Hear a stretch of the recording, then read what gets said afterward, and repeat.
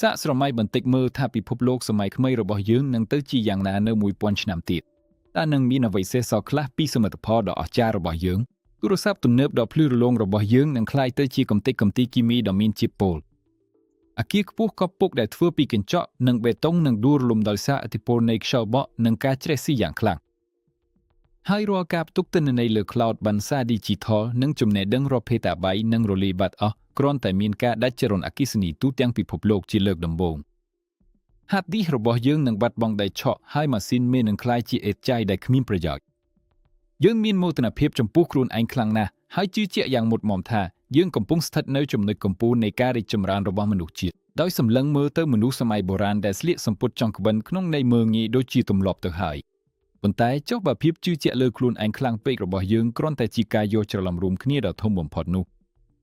ចុះបើប្រវត្តិសាស្ត្រមនុស្សជាតិមិនមែនជាបន្ទាត់ត្រង់ដែលរីកចម្រើនទៅមុខជានិច្ចចាប់ពីពូថៅថ្មរហូតដល់ម៉ាស៊ីនបំបីភាគល្អិតនោះទេប៉ុន្តែវាគឺជាវដ្តដ៏ស្មុគស្មាញមួយដែលអរិយធម៌ដ៏អស្ចារ្យបានឈានដល់កម្រិតបច្ចេកវិទ្យាខ្ពស់បំផុតដែលមិនគួរឲ្យជឿហើយបន្ទាប់មកក៏បានដួលរលំទៅក្នុងភាពងឹតសូន្យឲ្យឈឹងដោយនាំយកអាថ៌កំបាំងដ៏មានតម្លៃរបស់ពួកគេទៅជាមួយបាត់អស់ថ្ងៃនេះយើងនឹងបើកមើលបណ្ណសារដ៏ចាស់ទាំងនោះដែលអ្នកវិទ្យាសាស្ត្រមិនសូវចង់ប៉ះពាល់ដើម្បីកុំឲ្យខូចទ្រឹស្ដីដែលគេធ្លាប់តែយល់ឃើញនោះយើងនឹងពិនិត្យមើលវត្ថុបុរាណពិតដែលនឹងមកបំបែកការយល់ឃើញទូទៅរបស់យើងចំពោះពិភពលោកនេះមិនមែនជារឿងអបិយជំនឿឬរឿងនិទានអំពីមនុស្សភពកាយនោះទេប៉ុន្តែវាគឺជាវិស្វកម្មពិតប្រាកដគីមីវិទ្យាជឿនលឿននិងរូបវិទ្យាកម្រិតខ្ពស់សម័យបុរាណដែលធ្វើឲ្យអ្នកវិទ្យាសាស្ត្រល្បីលើពិភពលោកនាពេលបច្ចុប្បន្ននេះត្រូវតតម្រិះរកនឹកមិនឃើញថ្ងៃនេះយើងនឹងមកស្វែងយល់អំពីបច្ចេកវិទ្យាពិសេសចំនួន7ដែលអាចកំបាំងរបស់វាយើងអាចនឹងបាត់បង់ជារៀងរហូតឬក៏មិនទាន់អាចធ្វើឲ្យល្អជាងនេះបាននៅឡើយតោះចាប់ផ្ដើមជាមួយអ្វីដែលយើងតែងតែឃើញជារៀងរាល់ថ្ងៃនៅពេលដែលយើងចេញទៅខាងក្រៅនោះគឺការសាងសង់បេតុងសម័យទំនើបគឺជាគ្រឹះដ៏សំខាន់បំផុតនៃអរិយធម៌របស់យើ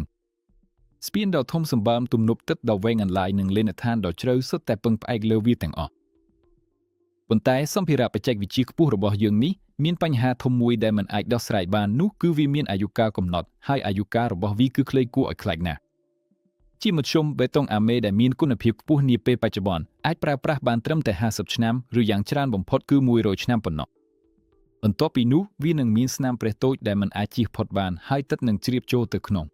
ដែកអាមេនៅខាងក្នុងចាប់ផ្ដើមជ្រេះរីកមាឌហើយវានឹងធ្វើឲ្យបេតុងបែកចេញពីខាងក្នុងមកតែម្ដងយើងត្រូវចំណាយប្រាក់រាប់លានដុល្លារជារៀងរាល់ឆ្នាំគ្រាន់តែដើម្បីជួសជុលទីក្រុងដ៏ធំសម្បើមរបស់យើងដែលកំពុងតែទ្រុឌទ្រោម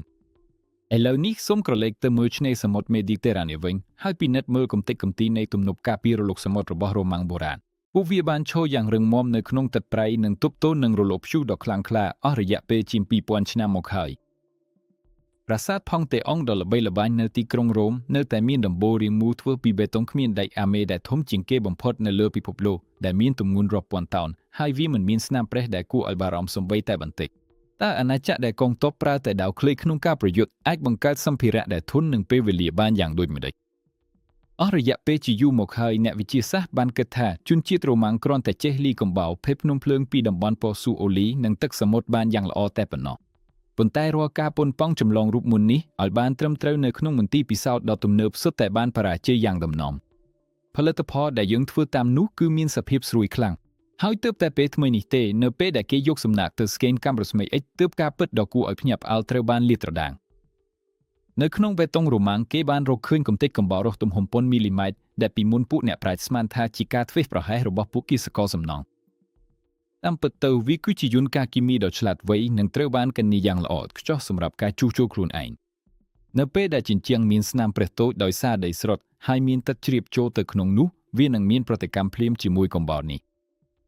ះវានឹងបង្កើតជាសូលុយស្យូងខាប់ដែលនឹងក្លាយជាគ្រីស្តាល់ក្នុងរយៈពេលប៉ុន្មានសប្តាហ៍ដើម្បីបិទភ្ជិតស្នាមប្រេះពីខាងក្នុងយ៉ាងជាប់ល្អបេតុងរ៉ូម៉ាំងអាចព្យាបាលខ្លួនឯងបានដូចជាសារពាង្គកាយមានជីវិតអញ្ចឹងសប្តាហ៍ថ្ងៃនេះយើងទើបតែចាប់ផ្ដើមពិសោធន៍តិចតួចជាមួយបាក់តេរីថ្លៃដើម្បីជួសជុលខ្លួនឯងប៉ុន្តែវិស្វកររបស់ Octavian Augustus បានធ្វើវារាប់ពាន់ឆ្នាំមុនក្នុងទ្រង់ទ្រាយធំទៅហើយប៉ុន្តែប្រសិនបើជនជាតិរ៉ូម៉ាំងគឺជាកំពូលអ្នកប្រាជ្ញខាងការស្ថាបនានោះអាណាចក្រប៊ីសង់ទីនវិញបានបង្កើតស្នាដៃឯកខាងការបំផ្លិចបំផ្លាញសូមត្រឡប់ទៅកាន់ឆ្នាំ678នៃគ្រិស្តសករាជកងនាវាអារ៉ាប់ដ៏ធំសម្បើមដែលមិនធ្លាប់ចាញ់បានឡោមព័ទ្ធទីក្រុង Constantinople យ៉ាងជិតឈឹងក្នុងទីក្រុងមានការភ័យស្លន់ស្លោជាខ្លាំង វាហាក់ដូចជាផ្នែកអវសាននៃចំណុចប្រសពពិភពលោកដ៏អស្ចារ្យនេះបានមកដល់ហើយនៅពេលនោះនាវាប៊ីសង់ទីនដែលគេហៅថា Dromons បានបើកចេញពីកំពង់ផែការពីយ៉ាងយឺតនៅខាងមុខនាវាមានបំពាក់បំពង់ស្ពាន់ចម្លែកគួរឲ្យខ្លាចដែលមានរាងជាក្បាលតដែលកំពុងក្រហមរំពេចនោះចេញពីមាត់ទាំងនោះមានអណ្ដាតភ្លើងរាវយ៉ាងខាប់បាញ់ចេញមកយ៉ាងវែងជាមួយសំឡេងក្រហមដូចផ្គរលាន់វាមិនត្រឹមតែដុតបំផ្លាញនាវាឈើរបស់សត្រូវប៉ុណ្ណោះទេប៉ុន្តែវាគឺជាអ្វីដែលមិនគួរឲ្យជឿវាបន្តឆេះយ៉ាងសន្ធោសន្ធៅនៅលើផ្ទៃទឹកសមុទ្រប្រៃហើយបើព្យាយាមយកទឹកទៅជិះលើវារឹតតែឆេះខ្លាំងជាងមុនទៅទៀតវាស្អិតចុកនឹងខ្សែពួរនាវានិងសាច់មនុស្សយ៉ាងឡែងគេមិនអាចពន្លត់វាបានឡើយទោះប្រាក់សាច់ឬទឹកខ្មេះក៏ដោយពួកនាវិកដែលភ័យខ្លាចដល់ប្រលឹងចុងសក់បានស្រែកហើយលោតចុះទឹកប៉ុន្តែពួកគេនៅតែបន្តឆេះសូម្បីតែនៅក្រោមទឹកដោយប្រែក្លាយសមុទ្រទៅជានរកដែលកំពុងពុះកញ្ជ្រោលកងនាវាអារ៉ាប់ត្រូវបានកំទេចទាំងស្រុងនេះគឺជាភ្លើងក្រែកដ៏ល្បីល្បាញដែលជាអាវុធបុរាណដ៏គួរឲ្យខ្លាចជាងគ្រាប់បែកណែផមសម័យទំនើបទៅទៀតដែលសូម្បីតែអ្នកគីមីវិទ្យាយោធាសពថ្ងៃក៏នៅតែញូងឆ្ងល់ដែររូបមន្តនៃអាវុធដ៏សាហាវនេះគឺជាអាថ៌កំបាំងរដ្ឋដ៏បង្ហូរឈាមបំផុតក្នុងប្រវត្តិសាស្ត្រវាត្រូវបានផ្ទេរបន្តតាមរយៈការខ្សឹបប្រាប់ពីអធិរាជទៅកាន់អ្នកបន្តវេនផ្ទាល់តែប៉ុណ្ណោះគ្រឿងផ្សំត្រូវបានផលិតដោយសម្ងាត់នៅតាមតំបន់ផ្សេងគ្នានៃអាណាចក្រហើយការរក្សាសម្ងាត់ដ៏តឹងរ៉ឹងនេះបានជោគជ័យហួសពីការស្មានរូបមន្តនេះត្រូវបានបាត់បង់ជារៀងរហូតពួកអ្នកវិទ្យាសាស្ត្របានព្យាយាមបកស្រាយអាថ៌កំបាំងនេះអស់រយៈពេលជាង100ឆ្នាំមកហើយប្រេងឆៅសារធាតុប៉ូតាស្យូមនីត្រាតស្ពាន់ថរាវនិងចរឈើមែនហើយសប្តាហ៍ថ្ងៃយើងអាចបង្កើតល្បាយដែលឆេះលើទឹកបានប៉ុន្តែយើងនៅតែមិនយល់ពីអ្វីដែលពិបាកបំផុតគឺប្រព័ន្ធបាញ់បង្ហោះវាអត្ថបទបុរាណបានរៀបរាប់ថាភ្លើងត្រូវបានបាញ់ចេញក្រោមសម្ពាធយ៉ាងខ្លាំងក្នុងចម្ងាយរាប់សិបម៉ែត្រពួកប៊ីសង់ទីនមានប្រព័ន្ធវិស្វកម្មដ៏ស្មុគស្មាញនៃស្នប់សម្រិតដែលបិទជិតវ៉ាល់និងបំពង់បូមដែលអាចទ្រាំទ្រនឹងសម្ពាធដ៏ខ្លាំងនិងសីតុណ្ហភាពខ្ពស់បំផុតដោយមិនផ្ទុះនៅក្នុងដៃអ្នកបាញ់ឡើយយើងមិនអាចបង្កើតស្នប់ដែលមានសុវត្ថិភាពបែបនេះដែលប្រើសម្ភារៈពីសម័យមជ្ឈិមសម័យបានឡើយចូលយើងទុកចោលនៅគីមីវិទ្យានៃការបំផ្លិចបំផ្លាញហើយងាកមកមើលសិល្បៈដ៏ល្អឯកនៃលោហធាតុវិញក្នុងសម័យសង្គ្រាមសាសនាដ៏បង្ហូរឈាមពួកអ្នកចម្បាំងអឺរ៉ុបដែលគ្រប់ដណ្ដប់ដោយអាវក្រោះដែកដ៏ធ្ងន់និងពិបាកធ្វើចលនាបានជួបប្រទះនូវអ្វីមួយដែលមិនអាចពន្យល់បាននៅតំបន់មជ្ឈិមបូព្រាដ៏ក្តៅហួតហែងដាវរបស់ពួកអ្នកចម្បាំងសារ៉ាសិននៃកងទ័ពសាឡាឌីនមានទម្ងន់ស្រាលគួរឲ្យភ្ញាក់ផ្អើលមានរាងកោងយ៉ាងប្រណីតនិងមានក្បាច់ជ្រលុកដ៏ចម្លែកគួរឲ្យទាក់ទាញនៅលើផ្លែដាវពណ៌ខ្មៅដែលមើលទៅដូចជាទឹកកំពុងហូរប៉ុន្តែអ្វីដែលសំខាន់បំផុតនោះគឺលក្ខណៈរូបសាស្ត្ររបស់វាបានបំពេញយ៉ាងច្បាស់នៅរាល់ច្បាប់នៃការសឺលោហៈដែលគេបានដឹងនៅពេលនោះជីនដៃគប់រូបដឹងថាដាវដ៏ល្អត្រូវតែរឹងខ្លាំងដើម្បីរក្សាភាពមុតប៉ុន្តែវាក៏ត្រូវតែមានភាពយឺតល្មមដើម្បីកុំឲ្យបាក់បែកជាបំណែកនៅពេលវាទៅលើខែលការធ្វើឲ្យមានតុល្យភាពបែបនេះគឺពិបាកខ្លាំងណាស់សូម្បីតែនៅក្នុងពេលបច្ចុប្បន្ននេះក៏ដោយប៉ុន្តែផ្លែដាវដាម៉ាស់ដ៏ល្បីល្បាញគឺមុតខ្លាំងណាស់រហូតដល់វាអាចកាត់កន្សែងសូត្រដ៏ស្ដាងបំផុតដែលគេបោះទៅលើអាកាសឲ្យដាច់ជាពីរបានយ៉ាងងាយហើយជាមួយគ្នានោះពួកវាមានភាពរឹងមាំខ្លាំងរហូតដល់អាចកាត់ដាវអឺរ៉ុបដ៏ធ្ងន់ឲ្យដាច់ជាពីរបានយ៉ាងងាយដោយវាអាចពុតបានដល់90ដឺក្រេហើយត្រឡប់មករកសភាពដើមវិញភ្លាមដោយមិនខូចទ្រង់ទ្រីឡើយជាងដែកដ៏ចំណានរបស់អឺរ៉ុបបានព្យាយាមអស់ជាច្រើនសតវត្សដើម្បីបកស្រាយអាថ៌កំបាំងដ៏អស្ចារ្យនេះពួកគេបានប្រើប្រាស់មាសដើម្បីទិញដុំលោហៈវូតពីប្រទេសឥណ្ឌាពួកគេបានធ្វើទារុណកម្មយ៉ាងព្រៃផ្សៃលើជាងដែកភាគខាងកើតដែលត្រូវបានចាប់ខ្លួនប៉ុន្តែទទួលបានត្រឹមតែដែកថែបធម្មតាប៉ុណ្ណោះរហូតដល់សតវត្សទី18អាថ៌កំបាំងនេះត្រូវបានបាត់បង់ទាំងស្រុងហើយទើបតែនៅក្នុងឆ្នាំ2006ប៉ុណ្ណោះនៅពេលដែលបំណែកតូចមួយនៃដាវដាម៉ាស់បុរាណត្រូវបានដាក់នៅក្រោមមីក្រូទស្សន៍អេឡិចត្រូនិកដ៏មានឥទ្ធិពលទើបពួកអ្នកវិទ្យាសាស្ត្រមានការភ្ញាក់ផ្អើលយ៉ាងខ្លាំងនៅក្នុងរចនាសម្ព័ន្ធគ្រីស្តាល់នៃលោហៈបុរាណពួកគេបានឃើញយ៉ាងច្បាស់នៅបំពង់ណាណូកាបូននិងសរសៃណាណូដ៏តូចបំផុតនៃស៊ីម៉ង់ទីវាគឺជាបំពង់ណាណូដ៏រឹងមាំបំផុតដែលវិទ្យាសាស្ត្រទំនើបបានរកឃើញយ៉ាងអាគិតអាធមនៅចុងសតវត្សទី20សម្រាប់វិស័យអវកាសជាងដែកបុរាណដោយមិនដឹងខ្លួនបានប្រើប្រាស់វិចារណញ្ញាណក្នុងកម្រិតអាតូមតាមរយៈវដ្តនៃការដុតកម្ដៅជាច្រើនថ្ងៃនិងការបន្ថែមសមាសធាតុរុក្ខជាតិទៅក្នុងឆ្នាំងសដែកដែលបិទជិតដើម្បីបង្កើតដំណើរការគីមីដ៏ស្មុគស្មាញក្នុងការបណ្ដុះរចនាសម្ព័ន្ធណាណូនៅខាងក្នុងដែកថែបដែលកំពុងរលាយយើងចំណាយប្រាក់រាប់លានដុល្លារនៅក្នុងបន្ទប់បូមខ្យល់ចេញដ៏ស្អាតដើម្បីផលិតបំពង់ណាណូបានត្រឹមតែប៉ុន្មានក្រាមប៉ុណ្ណោះប៉ុន្តែជាងដែកកាលពីអតីតកាលបានធ្វើវាបាននៅក្នុងរោងជាងដែកដ៏ហុយដីជាមួយនឹងភ្លើងធម្មតាតាំងពីពាន់ឆ្នាំមុនមកម្ល៉េះប្រសិនបើឧទាហរណ៍មុនមិនទាន់អាចបញ្ចុះបញ្ចូលអ្នកថាប្រវត្តិសាស្ត្របានលាក់បាំងនៅអាថ៌កំបាំងដ៏ធំធេងទេនោះចូលយើងចុះទៅក្នុងភាពងឹតដ៏ត្រជាក់នៅបាតសមុទ្រអេសេនវិញ នៅក្នុងឆ្នាំ1901អ្នកនេសាទអេប៉ុងសមុទ្រជនជាតិក្រិកធម្មតាដែលពាក់មុខស្ពាន់ដ៏ធ្ងន់បានប្រទះឃើញគ្រោងឆ្អឹងនៃនាវាពាណិជ្ជកម្មរ៉ូម៉ាំងដ៏ធំមួយដែលបានលេចតាំងពីមុនគ្រិស្តសករាជក្នុងចំណោមរូបសំណាកថ្មម៉ាបនិងក្អមបុរាណពួកគេបានស្រង់ឡើងនៅដុំសំរិទ្ធដ៏ចម្លែកមួយដែលដុះពេញដោយសម្បកខ្យងនិងមានច្រេះស៊ីយ៉ាងខ្លាំងអស់រយៈពេលជាយូរមកហើយវាត្រូវបានគេទុកចោលឲ្យហុយដីនៅក្នុងឃ្លាំងនៃសាមន្ទីរក្រុងអាថែនរហូតដល់មានបំណែកធ្មមួយបានរបេះចេញមកបង្ហាញឲ្យឃើញនៅគ្រឿងចក្រដែលមានធ្មេញកង់ដ៏ស្មុគស្មាញនៅខាងក្នុងវាគឺជាម៉ាស៊ីនអង្គទីគីធឺរ៉ាដ៏ល្បីល្បាញដែលជាវត្ថុបុរាណមួយដែលមិនគួរមានវត្តមានតតែសោះនៅពេលដែលគេបានស្កេនវាដោយប្រុងប្រយ័ត្នដោយប្រើបច្ចេកវិទ្យាអេក្រេនៅចុងសតវត្សទី20ពិភពសិក្សាធិការមានការភ្ញាក់ផ្អើលយ៉ាងខ្លាំងនៅខាងក្នុងមានប្រព័ន្ធដែលត្រូវបានច្នៃយ៉ាងល្អិតល្អន់ដែលមានយ៉ាងហោចណាស់ស្ពឹសសម្រិតចំនួន30ដែលនៅសេសសល់ព្រមទាំងមានមុខមាតិកានិងខ្នាតវាស់ដ៏ស្មុគស្មាញវាគឺជាកុំព្យូទ័រទំនើបអាណាឡូកឆ្លាតពិតប្រាកដមួយដែលត្រូវបានបង្កើតឡើងដោយកំពូលអ្នកប្រាជ្ញក្រិកដែលមិនស្គាល់អត្តសញ្ញាណម្នាក់កាលពី1000ឆ្នាំមុនពេលដែលអឺរ៉ុបមាននាឡិកាប៉មដ៏ធំនិងសាមញ្ញទៅទៀត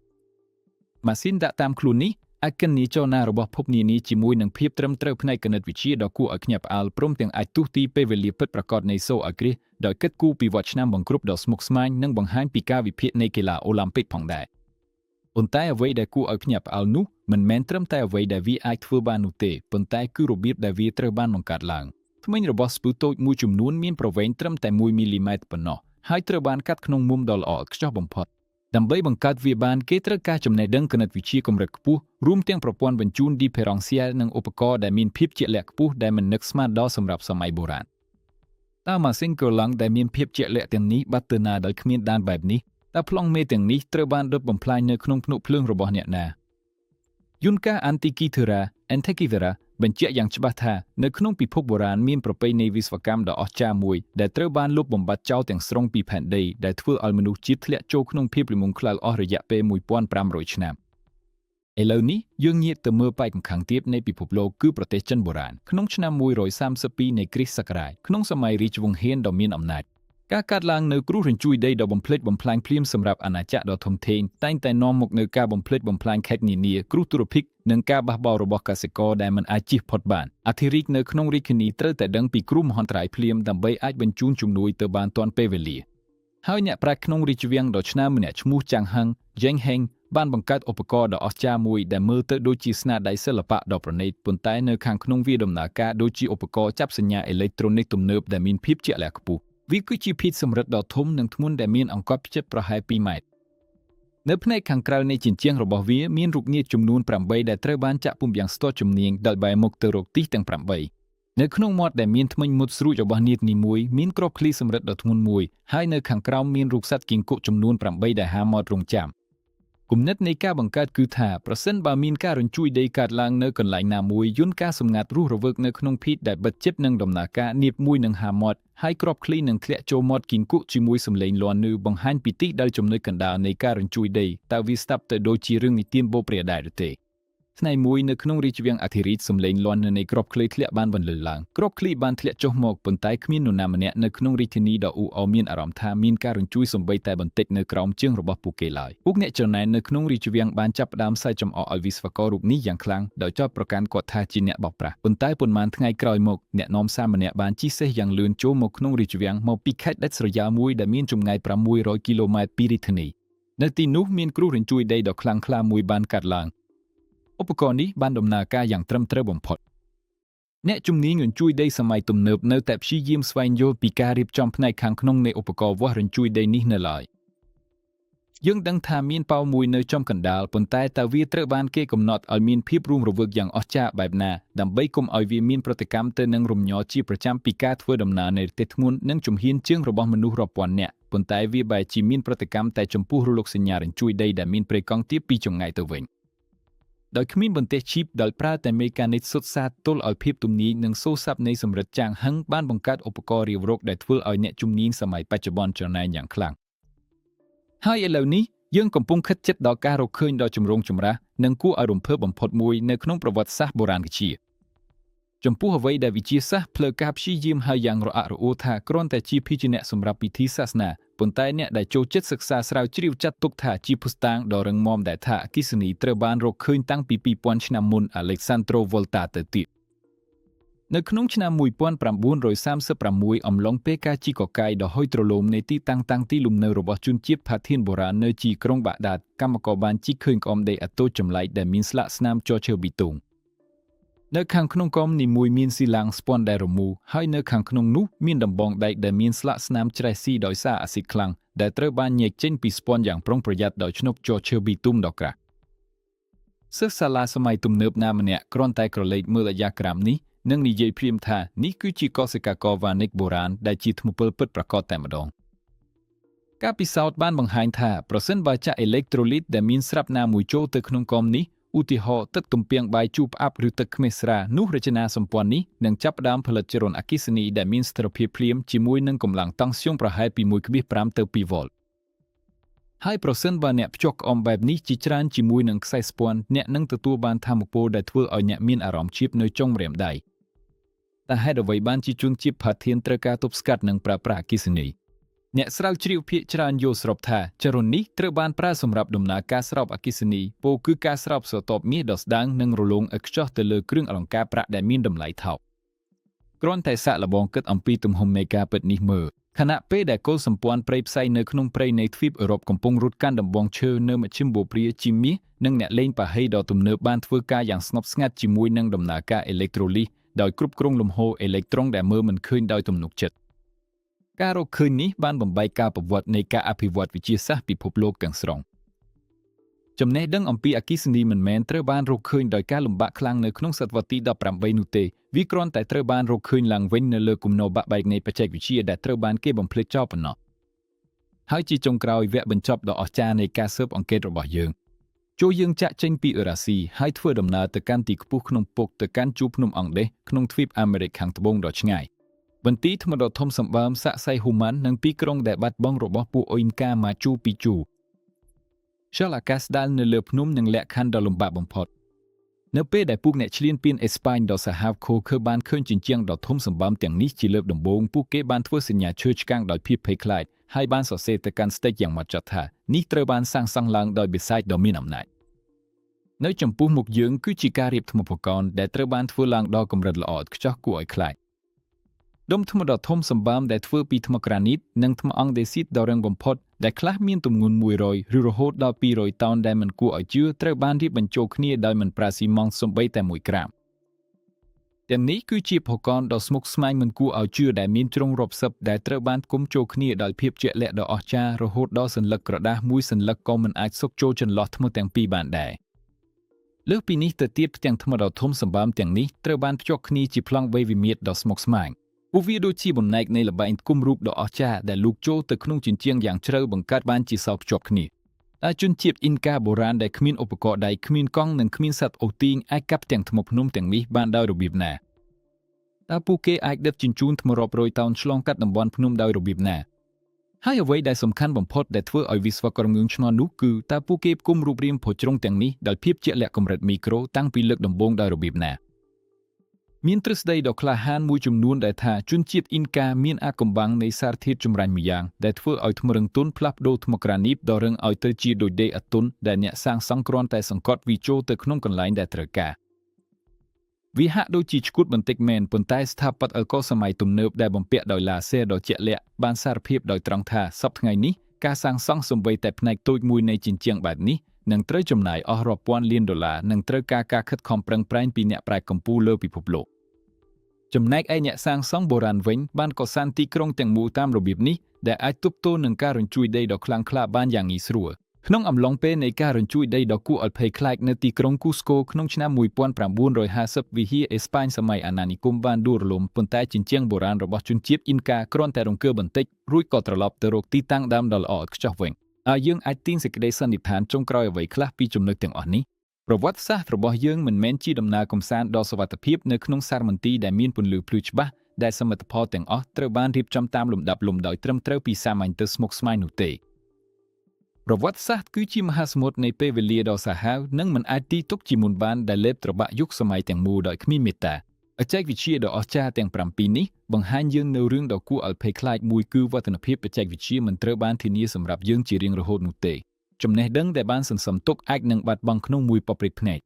អារីធរអាចមានការរីកចម្រើនយ៉ាងខ្លាំងអាចបង្កើតដីថែបកម្រិតណាណូនិងសាងសង់ជញ្ជាំងដុំหิមៈដែលមិនរង្គើដោយសារការរញ្ជួយដីប៉ុន្តែប្រសិនបើមានមហន្តរាយសកលណាមួយកើតឡើងត្រឹមតែប៉ុន្មានជំនាន់ក្រោយមកកូនចៅដែលនៅរស់រានមានជីវិតនិងសម្លឹងមើលកំទេចកំទីរបស់បុកបុរសដោយភាពភ័យខ្លាចហើយចាត់ទុកវាថាជាមន្តអាគមមនុស្សបុរាណមិនមែនជាមនុស្សព្រៃផ្សែកទេពួកគេមានការគិតខុសគ្នាទាំងស្រុងវិស្វកម្មដ៏ប៉ិនប្រសប់របស់ពួកគេត្រូវបានបញ្ចូលគ្នាយ៉ាងសុខដុមរមនាទៅក្នុងធម្មជាតិវាដំណើរការទៅបានដោយសារការយល់ដឹងយ៉ាងស៊ីជម្រៅអំពីលក្ខណៈសម្បត្តិនៃវត្ថុធាតុដើមចំណែកយើងវិញបានដើរតាមគន្លងនៃបច្ចេកវិទ្យាដែលប្រើកម្លាំងបាយពួកគេបានដើរតាមគន្លងនៃការសម្របខ្លួនយ៉ាងល្អិតល្អន់ទៅតាមច្បាប់នៃសកលលោកវាអាចទៅរួចដែលថានៅពេលនេះនៅក្រោមខ្សាច់ដ៏ក្តៅគប់នៃវាលខ្សាច់សាហារ៉ាឬនៅក្រោមផ្ទាំងទឹកកករាប់គីឡូម៉ែត្រនៃទ្វីបអង់តាក់ទិកមានបច្ចេកវិទ្យាដែលកំពុងដេកលក់យ៉ាងស្ងប់ស្ងាត់ដែលអាចដោះស្រាយរាល់វិបត្តិសម័យទំនើបរបស់យើងបានយ៉ាងងាយស្រួលយើងសម្លឹងមើលទៅទីឱកាសដ៏ត្រជាក់ដោយក្តីសង្ឃឹមដើម្បីស្វែងរកចម្លើយប៉ុន្តែប្រហែលជាយើងគួរតែពិនិត្យមើលឲ្យបានច្បាស់បន្តិចនៅអតីតកាលដែលត្រូវបានគេបំភ្លេចចោលរបស់យើងផ្ទាល់